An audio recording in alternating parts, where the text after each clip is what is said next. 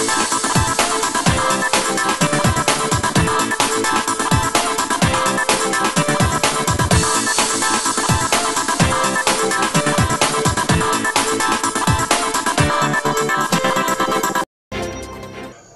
लोकार्पण में आपका स्वागत है। मैं त्रिभुवन चौहान और आज लोकार्पण खास में आज हम मिलने वाले हैं एक ऐसे व्यक्तित्व से जो युवाओं की एक पहचान है। जी हाँ, ये अल्मोड़ा से आते हैं और इनके नाम के वहाँ पर लोग बड़ी बड़ी हामियाँ भरते हैं। जी हाँ, हम बात कर रहे हैं, आपने रामलीला में इनको एक ऐसे किरदार के रूप में पसंद किया है जिन्होंने हमेशा ही एक प्रभावशाली और एक दमदार किरदार रावण का निभाते आए हैं। जी हाँ दोस्तों, मैं बात कर रहा हूँ अल्मोड़ा से। हमारे साथ जुड़े हुए पूर्व में ये उपाध्यक्ष रह चुके हैं NRHM के, और उसके साथ साथ कई सालों से क्षेत्र में बहुत सारे कार्य कर रहे हैं। जी, हमारे साथ मौजूद हैं बिट्टू कर्नाटक जी। नमस्कार सर, कैसे हैं आप? मैं ठीक हूँ। और सर, आज लोकार्पण पे पहले तो आपका बहुत बहुत स्वागत। और उसके साथ साथ हम जानना चाहते हैं सर, ये सारी जो आपकी ज़िंदगी में जो ये कवायदें शुरू हुई और जब से आप राजनीति में आए हैं, ये सब शुरुआत कहाँ से हुई सर? देखिए, रामलीलाओं का जैसे आपने जिक्र किया जी, मैं 1980 से रामलीलाओं में प्रतिभाग कर रहा हूँ। जी, पहले छोटे किरदार जिसमें भरत, लक्ष्मण, राम आदि का किरदार निभाता था, और लगभग 32 साल के आसपास मुझे हो गए हैं मैं रावण का किरदार निभा रहा हूँ। जी, क्योंकि अल्मोड़ा अपनी एक सभ्यता और संस्कृति है जिसे भारत की सांस्कृतिक राजधानी कहा जाता है। जी, और सौभाग्य से मैं अल्मोड़ा का हूँ, अल्मोड़ा में जन्मा हूँ, तो वहाँ की संस्कृति मेरे खून में, चाहे वो होली हो, झोड़ा चाँचदी छपेली हो, चाहे हमारी रामलाएँ हो, ये कुछ भी हो, चाहे नंदा देवी का मेला हो, वहाँ के डोला हो, ये सब हम लोगों के खून में। और मेरे पारिवारिक रूप से मेरे दादाजी भी रामलीला में प्रतिभाग करते थे। 1918 से लेकर उन्होंने कई सालों तक किया। मेरे पिताजी भी करते थे। पेशे से वो डॉक्टर जरूर थे, लेकिन ऐसी चीज़ें लगातार पिताजी भी करते रहे, दादाजी भी करते रहे, मैं कर रहा हूँ और आज मेरे बच्चे कर रहे हैं। और उसके बाद जब हम लोग युवा थे, मेरे साथियों ने मुझे नगर पालिका में सभासद का चुनाव लड़वा दिया। अच्छा। और 1996 में सभासद बन गया तो राजनीति की शुरुआत हो गई। तो उसके बाद ये कार्यकर्ता के रूप में आगे बढ़ते रहे, सामाजिक काम करते रहे, और 2014 में मुझे जिम्मेदारी मिली राज्य मंत्री के रूप में। पहले टैक्सेशन मिला जी, और उसके बाद फिर NRHM मिला, जिसमें मैं कैबिनेट स्तर के रूप में मैंने काम किया। और जितनी अपने स्तर से हम काम कर सकते पहाड़ के क्षेत्रों के लिए, वो हमने काम किया। और बहुत बड़ी बात है, लोगों को लगता होगा कि राजनीति आसान है और राजनीति करना हर किसी का एक शौक होता है, लेकिन यहाँ पर इन युवा जिनके साथ हम बैठे हुए हैं अभी बिट्टू जी के साथ, इनकी एक बहुत बड़ी खूबियत है जो इन्होंने थोड़ी देर पहले बताया। पिताजी इनके डॉक्टर थे, इनकी जो बड़ी बहन है वो प्रिंसिपल हैं degree college, Doiwala degree college में, प्रिंसिपल हैं, और साथ के साथ इनके जो छोटे भाई हैं वो भी एक डॉक्टर हैं। अब देखिएगा, इस ऐसे परिवार से निकलकर राजनीति में आना, पहले तो परिवार को थोड़ा खटका होगा कि नहीं आप भी कुछ करें। बिल्कुल, ये क्योंकि हमारा परिवार, दादाजी जरूर राजनीतिक व्यक्ति थे। अच्छा। वो पुराने कांग्रेसी रहे थे, क्योंकि उस समय गोविंद बल्लभ पंत जी और ऐसे बड़े नेता, अल्मोड़ा का बोलबाला रहता था। और आज़ादी की लड़ाई के बाद जब देश आज़ाद हुआ तो सब लोग एक अल्मोड़ा में बैठा करते थे। तो हमारी अल्मोड़ा में मेडिकल की बहुत पुरानी दुकान होती थी, तो दादाजी प्रोफेशन उनका वही था, वहीं लोग बैठते थे, राजनीति भी करते थे। और फिर परिवार के सभी लोग, मेरे पिताजी लोग 6 भाई हैं। अच्छा। तो 6 के 6 भाई लोग गवर्नमेंट जॉब में थे, सभी अच्छे पदों में रहे। और मेरी बहन भी डोईवाला डिग्री कॉलेज में पहले यहीं लेक्चरर शुरुआत की, आज दून यूनिवर्सिटी में है। मेरा भाई डेंटल सर्जन है। अच्छा। तो सभी लोग कहीं ना कहीं अच्छे वही मैं पदों पर हैं, पदों में हैं जी। और जब मैंने राजनीति की शुरुआत की तो मुझे मेरे परिवार वालों ने बड़ा कोसा। उन्होंने कहा देखो सब लोग अच्छे अच्छे काम कर रहे हैं और तुम कहाँ ऐसी गंदगी में जा रहे हो। तो मैंने कहा इस गंदगी को साफ करने के लिए कुछ ना कुछ लोगों को आगे आना होगा। बिल्कुल सत्य। अगर हम हर व्यक्ति ये कहे कि मुझे भगत सिंह की आवश्यकता है, लेकिन भगत सिंह मेरे घर में ना होकर पड़ोसी के यहाँ पैदा हो, तो देश आज़ाद नहीं होता। बहुत सुंदर। इसलिए मुझे लगा कि अगर कोई चीज़ आपको गंदी लगती है तो हम उसकी सफाई करेंगे। और ये बीड़ा मैंने उठाया और आज मैं अभी भी एक सामाजिक कार्यकर्ता के रूप में लगातार काम कर रहा हूँ। अल्मोड़ा विधानसभा में मैंने राजनीतिक व्यक्तित्व से हटकर, क्योंकि मैंने देखा आज भी हम लोग पैसा देकर वोट खरीदने का काम करते हैं, शराब पिलाकर लोगों से वोट मांगते हैं। तो मैंने कहा कि अगर मैं सामाजिक जीवन में, राजनीति में रहूंगा, मैं इस काम को नहीं करूंगा। और आज मैं इसको बड़े गर्व से कह सकता हूं कि मैं अपने युवाओं को सही दिशा में ले जाने के लिए, नशे से दूर रहने के लिए काम करता हूं। मैं एक स्पोर्ट्समैन रहा, मेरा एक खिलाड़ी के रूप में मुझे लोग जानते थे, आज सामाजिक कार्यकर्ता के रूप में पहचानते हैं, लेकिन पहले मेरी पहचान एक खिलाड़ी के रूप में थी। और मैंने उसी चीज़ को आगे बढ़ाया और आज मैं लगभग अपनी विधानसभा में 500 से अधिक बच्चों को क्रिकेट के किट दे चुका हूं। अरे वाह। और मैं वॉलीबॉल के किट दे रहा हूं। उनसे कह रहा हूं कि आप शारीरिक दक्षता के खेलों में प्रतिभाग करिए। हमारे ज़माने में तो कबड्डी, खो खो, मुर्गा झपट ऐसे कई खेल होते थे, हम लोग बहुत दौड़ भाग करते थे। आज भी शारीरिक रूप से कई युवाओं से ज़्यादा फिट हैं, बिल्कुल। लेकिन वर्तमान समय में मैं जिस तरीके से देख रहा हूँ, इस उत्तराखंड का दुर्भाग्य है, हमने एक पर्वतीय राज्य की अवधारणा की थी कि एक पहाड़ का राज्य होगा जहां हमारे अपने सपने साकार होंगे, इसलिए हम भी राज्य आंदोलनकारी रहे। उस राज्य आंदोलन की लड़ाई इसलिए लड़ी गई थी कि हमें अपना राज्य मिलेगा। लेकिन आज जब मैं देखता हूं पीछे मुड़कर, वो पीछे वाला राज्य ठीक था जी, कि वर्तमान समय में 21 साल इस राज्य को बने हुए हो गए हैं, आज भी वही पानी, बिजली, स्वास्थ्य, सड़क, किन मुद्दों पे हम आज प्रदेश को आगे लेके गए हैं, ये एक सोचनीय विषय है हमारे सामने भी। बिल्कुल, और बहुत बड़ी बात है ये। वही सोचना हमने शुरू भी किया था, और जब हमने अपनी जनता से पूछा था तो जनता ने भी एक बार अपना एक मैनिफेस्टो सर तैयार किया है अब की बार, और हमने उसके लिए जनता से काफ़ी बात की थी। अल्मोड़ा के क्षेत्र के भी उसमें थे और तमाम उत्तराखंड में, मतलब मैं गढ़वाल और कुमाऊं की बात करूं तो लोगों ने जो पहली अपनी प्राथमिकताएं दिखाई थी कि जो भी यहाँ पर प्रत्याशी अपने हमारे पास आएगा और वोट मांगेगा, उससे हम यही बात करेंगे कि भाई आप पलायन पर क्या कर रहे हैं, आप ये रोजगार पर क्या कर रहे हैं, आप स्वास्थ्य की सुविधाओं को किस तरह दुरुस्त कर रहे हैं। और एक बहुत बड़ी बात आपको मैं बता दूं, आज की तारीख में आप बिट्टू कर्नाटक के बारे में, अगर आप अल्मोड़ा क्षेत्र से नहीं भी हैं, पूरे उत्तराखंड में एक ये बात बिल्कुल प्रखर है जो इन्होंने कही है कि ये बिल्कुल एक शराब विरोधी अभियान चलाते हैं। इनके यहाँ जो होली भी होती है, चाहे जो भी और भी जो शादियों के प्रोग्राम भी होते हैं, इनमें कहीं भी शराब नहीं परोसी जाती। तो इसके हिसाब से तो मातृशक्ति को आप बहुत बढ़ावा देते हैं, क्योंकि आजकल अधिकतर माताओं बहनों की यही प्रॉब्लम है कि उनके पति या बच्चे इस गत में गुजर रहे हैं, और तो मातृशक्ति का आपको अच्छा सपोर्ट होगा। देखिए, जब मैंने शुरुआत की थी और 1995-96 में अपने मोहल्ले में रामला का प्रारंभ किया था, तो मैंने ये प्रण किया था कि मैं अपनी रामला में किसी को वो नशा किसी भी प्रकार का हो, चाहे गुटखा हो, अच्छा, चाहे शराब हो, और यहाँ तक कि अपने बच्चों को हम चाय भी नहीं देते। बहुत बड़ी बात। तो हमने उनको कहा कि हम बच्चों को दूध देंगे, और बालिकाओं को मैंने पहली बार रामला में अभिनय करवाया। अच्छा। छोटी बच्चियों को, जिसमें राम, लक्ष्मण और महिला किरदार निभाए। बहुत सुंदर। और जब मुझे उस पर बड़ा, पहले तो कई बार लोगों ने मेरा विरोध किया कि बालिकाओं को आप मंच में राम के किरदार के रूप में बना रहे हैं, लेकिन बाद में लोगों ने उस बात को बहुत सराहा। और आज मैं बड़े गर्व से कह सकता हूं कि मैं पहली बार अपने अल्मोड़ा में महिलाओं की रामला भी कर रहा हूं, जिसमें रावण भी महिला होगी, अच्छा, कुंभकर्ण भी महिला होगी, अच्छा, और परशुराम भी महिला होगी। तो महिलाओं को ऐसे बढ़ावा दिया।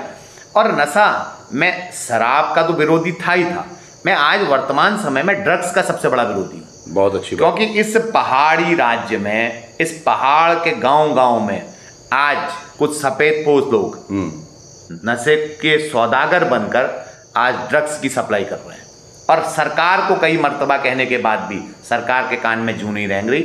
हम अपनी भविष्य की जो हमारी पौध है, जो हमारे बुनियाद के पत्थर हैं, उन्हें खोखला करने का काम कर रहे हैं। आज अगर हम नशे के खिलाफ एकजुट नहीं हुए, लामबंद नहीं हुए, नशे के खिलाफ हमने अपनी माता बहनों को, अपने युवाओं को साथ नहीं खड़ा किया, तो ये उत्तराखंड खोखला हो जाएगा।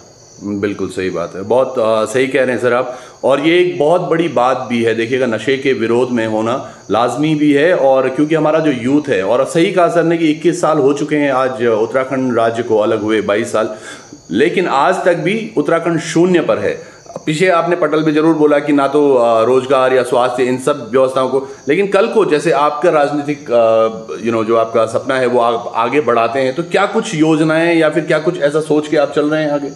देखिए, सबसे महत्वपूर्ण चीज़ है इस राज्य के लिए, विशेष तौर पर मैं पर्वतीय राज्य, हमने मांग भी पर्वतीय राज्य की थी, और मैं आज भी पहाड़ की बात करूँ। बिल्कुल।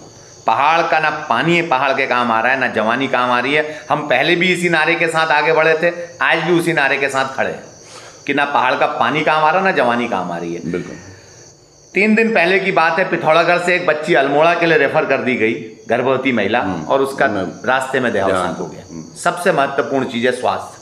उत्तर प्रदेश में स्वास्थ्य की जब हम उत्तर प्रदेश के भाग थे तब स्थिति ज्यादा बेहतर थी, आज खराब है। मैं यदि आगे बढ़ा, मैं किसी स्थान में पहुंचा, तो सबसे पहले स्वास्थ्य की व्यवस्था ठीक करेंगे।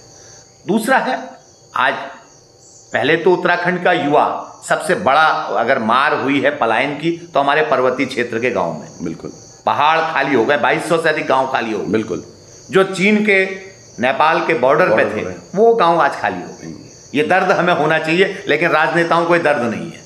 केवल सत्ता का सुख, आज अपनी तनख्वाह पेंशन बढ़ाने की दर्द सबको है, लेकिन इस पहाड़ का दर्द किसी को नहीं है। मैं ये कहना चाहता हूं, अगर हम कहीं किसी अच्छे पटल पर पहुंचे, तो हमारी प्राथमिकता होगी जो युवा आज हमारे उत्तराखंड में अपने माता पिता के बुढ़ापे की लाठी थे, जो श्रवण कुमार के रूप में अपने माता पिता के, अपने परिवार का भरण पोषण कर रहे थे, आज वो अपने परिवार पर बोझ बनने का काम कर रहे हैं। उन्हें बाहर जब अन्य प्रदेशों में काम करते थे, उन्हें निकाल दिया गया है आज नौकरी से। वो आज किस तरीके से बेरोजगारी का दंश झेल रहे हैं, मैं देख के आ रहा हूँ गाँव में। तो सर, यही बेरोजगारों की हम बात कर रहे हैं सर। आज की डेट में हर किसी का एक अपडेट जरूर है कि हम रोजगार पर काम करेंगे, हम उस पर काम करेंगे, हम इस पर काम करेंगे। अब तमाम लोगों को सरकारी नौकरी तो नहीं दी जा सकती, तो उसके साथ क्या कुछ शुरू करने का विचार आपका है? क्योंकि मैं देख रहा हूँ आपने एक काफ़ी कर्मठ युवा रहे हैं अब तक, तो आगे क्या आप रोजगार के लिए क्या करेंगे? देखिए, अपने संसाधनों पे हमें पहाड़ में रोजगार सृजित करने होंगे। मैं अल्मोड़ा की ही अगर बात करूं, अल्मोड़ा जनपद में मोहान और अल्मोड़ा की 2 ड्रग्स फैक्ट्री थी, जो आज बंद होने की कगार पे है। एक आल्प्स फैक्ट्री बंद हो गई। अच्छा। यदि और उत्तर प्रदेश में बेहतर काम करती थी, और हमने जब हम सरकार में थे तो हमने उसका एक ऐसा शासनादेश भी किया था कि उसकी 15% उत्तराखंड के स्वास्थ्य जो दवाइयाँ खरीदी जाती हैं, वो आल्प्स से खरीदी जाएंगी, 15% दवाइयाँ। लेकिन वर्तमान समय में वो फैक्ट्री बंद हो गई।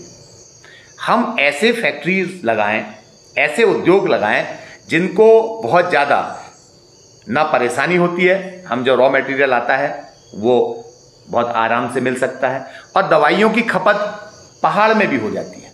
हर जगह दवाइयाँ जाती हैं, और आज उसकी दवाइयाँ हर जगह जाती थी। हम ऐसे रोजगार सृजन करें, ऐसे काम करें जिससे पहाड़ में ही हम लोगों को रोजगार दे पाए। रोजगार के लिए नीति बनानी पड़ेगी और संसाधन वहीं जुटाने पड़ेंगे। अगर हम इस पर काम नहीं कर पाए तो ये उत्तराखंड आगे नहीं बढ़ सकता। हमने हिमाचल को देखा, हमने हिमाचल के तर्ज में बात की कि हम हिमाचल के तर्ज में इस राज्य का विकास करेंगे, लेकिन हिमाचल ने स्थायित्व दिया, और हिमाचल ने ऐसे काम किया कि अपने संसाधनों को आगे बढ़ाते हुए आज हमारी रामगढ़, हमारा पूरी बेल्ट जो है, भवाली से जब नीचे को जाते हैं, आज कंक्रीट का जंगल बन के रह गया है। सही बात। आज भू कानून की बात हमारे युवा कर रहे हैं, सरकार ने नहीं किया, युवाओं को करना पड़ा कि ये जमीन हमारी है, कल हम इस जमीन में खुद किराएदार के रूप में हो जाएंगे, ये युवाओं को कहना पड़ा, लेकिन ये काम सरकारों का था। बिल्कुल। और आज अगर हम आगे बढ़े, हम कहीं किसी भी पटल पे पहुंचते हैं, तो हम अपने संसाधनों को बढ़ाते हुए अपने युवाओं को रोजगार देने का काम करेंगे, क्योंकि युवाओं का रोजगार महत्वपूर्ण विषय है, और उस पर यदि काम नहीं कर पाए तो मान लीजिए उत्तराखंड आगे बढ़ नहीं सकता। एक चीज आपने अभी कही सर, भू कानून को लेकर हम लोग बहुत सीरियस हैं सर। हमने एक फिल्म भी की थी और बहुत लोगों ने उसको पसंद भी किया, पर मेरा एक प्रश्न है आज भी, जो कि आपको शायद लगे कि हाँ ये बात सच है। अगर जैसे आपके पास ये पेन है और ये आपका पेन है, मैं इसको लेना चाहता हूँ, तो आप वो पेन जब तक मुझे नहीं देंगे तब तक मैं वो कैसे ले लूँगा? तो भू कानून भी ऐसे ही है कि जब तक हम बाहर वालों को अपनी ज़मीन बेचें ही ना, तो बाहर वाला उसको अधिग्रहित किस तरह से करेगा? तो इस पर आप किस तरह से लोगों को समझा पाएंगे सर कुछ? देखिए, ज़मीन हमारी जो मिट्टी है ना, वो कोई किसी कभी अपनी ज़मीन बेचना नहीं चाहता, ये मजबूरी है। हमारे पहाड़ के लोगों के पास अगर रोजगार होता, सही बात, अगर हमने उनको राज्य बनने के 21 सालों में मजबूत किया होता, तो कोई अपनी ज़मीन नहीं बेचता। ये बात बिल्कुल सत्य है। आज मेरा मानना है, सरकारें बनी तात्कालिक स्वार्थ देखे हुए, अपने स्वार्थों को सिद्ध किया गया, लेकिन जनता के बारे में कभी किसी ने नहीं सोचा। और हम ये स्पष्ट तौर पे कहना चाहते हैं, एक कड़ा भू कानून बनाना जरूरी है इस राज्य के लिए। मैं नहीं कह रहा हूं कि कोई हमसे छीन सकता है, लेकिन मजबूरियां आज अपनी जमीनों को बेचने की हैं। सही बात। मैंने इस कोविड काल में पहाड़ का, आप भी पहाड़ी हैं, मैं भी पहाड़ी हूं, हमारे खून में पहाड़ियत दौड़ रही है। कोई भी महिला, कोई भी पुरुष नमक के साथ रोटी खा लेता है, लेकिन कभी किसी के आगे हाथ नहीं फैलाता। बिल्कुल 35,000 से अधिक परिवारों को मैंने राशन दिया है। अच्छा। और आज मैंने देखा महिलाओं का हुजूम आया राशन लेने के लिए, इसलिए क्योंकि उनके घर के चूल्हे नहीं जल रहे थे। आज कोई कितने बड़े फ्लैक्स बैनर लगा के कहते हैं कि हम इतना परिवारों को राशन दे रहे हैं, इतने लाखों को राशन दे रहे हैं, लेकिन जिस समय कोरोना काल था, जिस समय लोगों के घर का शाम का चूल्हा नहीं जल रहा था, सुबह बच्चों को खाना नहीं मिल रहा था, उस समय सब लोग गायब थे। ये दर्द जो है, आज जो भू कानून की बात यहाँ का युवा कर रहा है, सरकारें नहीं कर रही। मैं बार बार कहना चाहता हूँ, सरकारें नहीं, कभी कोई नेता नहीं कर रहा है। नेताओं ने नहीं कहा कि हम भू कानून बनाते हैं कड़ा। हम ये कह रहे हैं कि निश्चित तौर पे आज इस प्रदेश को भू कानून की आवश्यकता है। इसलिए है कि कल ऐसी स्थिति ना आ जाए कि उत्तराखंड के मूल जो निवासी हैं, मैं अल्मोड़े का मूल निवासी हूं, आज मैं अगर वहां एक किराएदार के रूप में रहने लगूं और बाहर के लोग आकर उनका जमीनों के मालिकाना हक उनके पास चले जाएं, तो हमारा अस्तित्व समाप्त हो जाएगा, उत्तराखंडियत खत्म हो जाएगी, पहाड़ का पहाड़ी जो है वो हमारी संस्कृति सभ्यता खत्म हो जाएगी। उस सभ्यता और संस्कृति को बचाने की आज आवश्यकता है। बिल्कुल सही बात है। और संस्कृति पर बहुत काम भी करते हैं ये, जैसे हमने देखा भी कि रामलीला एक उदाहरण भी है। और पहले से खेल प्रेमी रहे हैं, खुद एक खेल, आप कौन सा खेल खेलते थे वैसे सर? मैं क्रिकेट का खिलाड़ी रहा हूँ। अच्छा। और आज भी मैं बच्चों के साथ अभी भी क्रिकेट खेलता हूँ। तो जैसे क्रिकेट के लिए हो या जो हमारा प्यार है हमारे संपूर्ण कल्चर के लिए, इसमें एक और बहुत बड़ी चीज़ आती है सर। आपको क्या लगता है कोई बैरियर है हमारी बोली में? जैसे कि हमारे आज जैसे गढ़वाल में जो लोग हैं, उनके बच्चे गढ़वाली कदाचित नहीं बोल पाते, या फिर कुमाऊं में भी ऐसे कई बच्चे हैं जो कि कुमाऊनी बोलना नहीं चाहते हैं या बोलनी नहीं आती। तो इस पर किस तरह से आप लोगों को एकत्रित कर पाएंगे इनका ध्यान? देखिए, यही कमी है। पंजाब का छोले और भांगड़ा हम अपनी शादियों में बजाते हैं। सही बात है। गुजरात का भाकड़ा सब हम खाते हैं।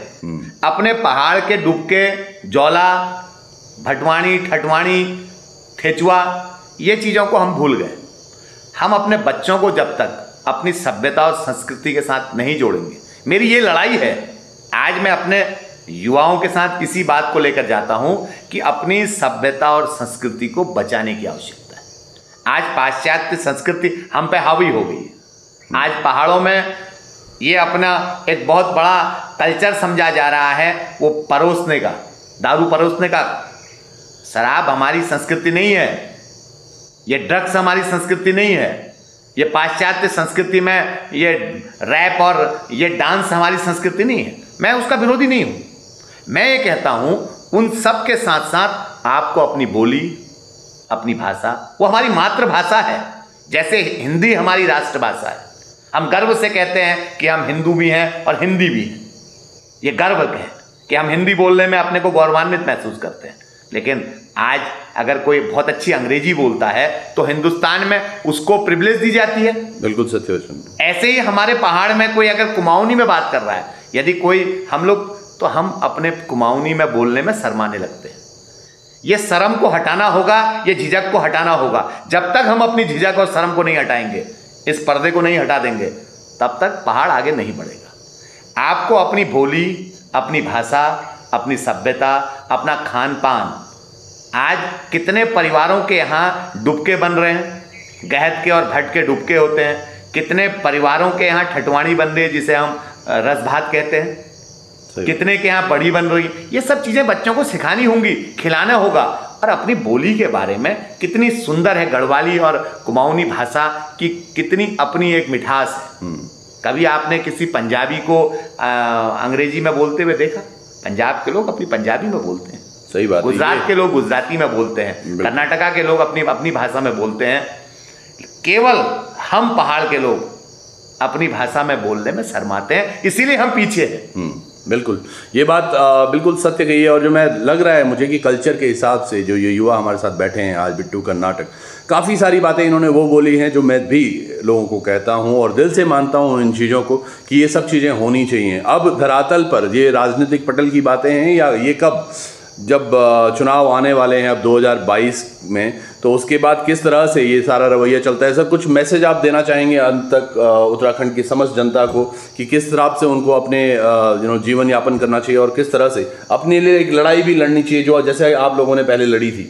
देखिए, राज्य को बचाने के लिए, आज इस पहाड़ को बचाने के लिए हमने तब भी कहा था, आज भी कह रहा हूँ, और मेरा स्पष्ट सोच है, मैं कहीं किसी मेरे सोच में कोई हर्डल नहीं है।